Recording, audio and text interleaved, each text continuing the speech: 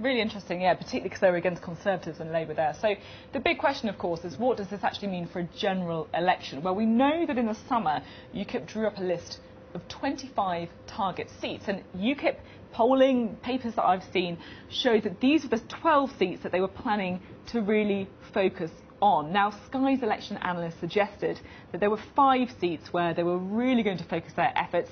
What's interesting is 2 of them are Labour held. Great Grimsby here in the north and also Dudley North in the Midlands. So what is it about these 5 seats, do you think, that really made people decide that perhaps these are the ones that UKIP have got a significant chance in?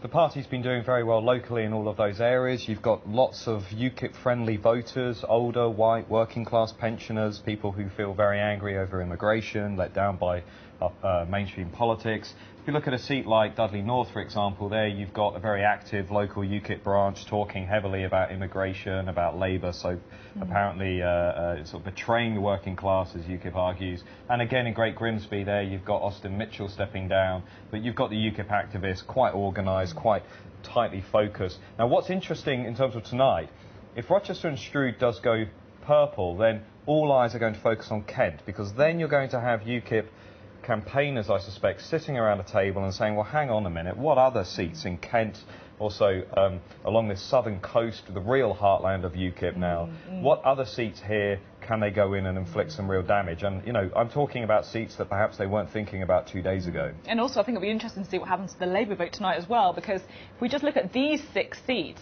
maybe not be top on the target list, but these are all examples of where UKIP came second to Labour in by-elections since 2010. So even perhaps not big focus points, be interesting to see if they're feeling a little bit more confident about that. So let's ask now, how many seats and which ones are they likely to actually win? Well, Sky Bet have been taking bets on the number of seats that UKIP will win at the general election. You can see here up to 6 is 4 to 5, 7 or more, 10 to 11. Where would you put your money if you were a betting man? I think on a good day, assuming there aren't any more defections, you're really looking at around 5 to 6 seats. Don't forget how difficult it is to win these constituencies under first past the post. Now, UKIP are going to be gunning very hard for a lot of these seats, right?